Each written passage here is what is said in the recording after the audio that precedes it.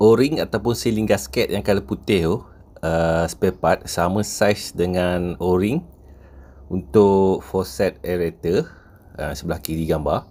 Untuk spring hose punya O-ring ataupun sealing gasket, dia tak sama saiz lah. Dia punya internal diameter tu kecil sikit, so dia punya ketebalan lagi tebal daripada O-ring ataupun sealing gasket yang color putih tu.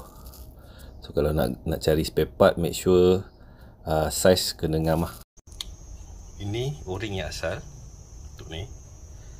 Okey, sama je saiz dengan putih Okey, boleh saya dah try ganti, tak sama saiz, dah tak bocor.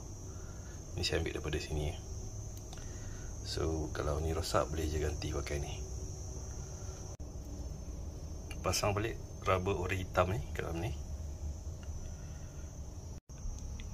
Pasang balik kat sini. Saya ikut arah jam. Okey, bahagian atas. Okey, ketatkan lagi.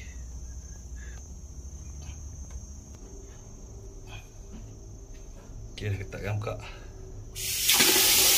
Okey, dah tak bocor.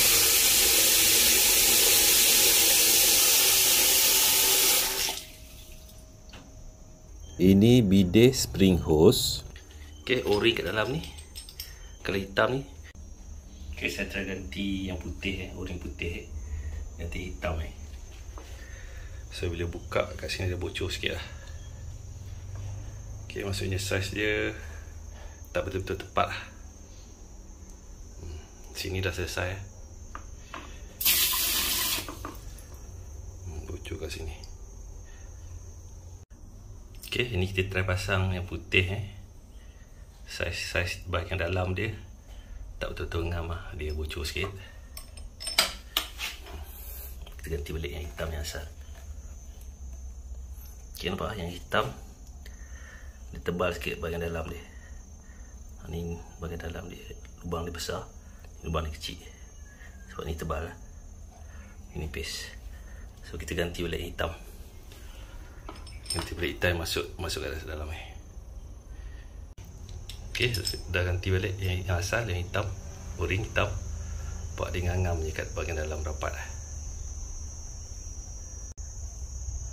Okey, lepas tu kita pasang ke sini. Okey, lepas pasang O-ring hitam, tak ada bocor lah. Ini dah buka valve Valve ni dah buka ni, valve ni dah buka, tak ada bocor.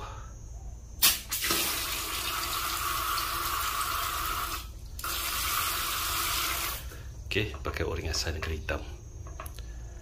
Tutup balik. Okey, dah tutup.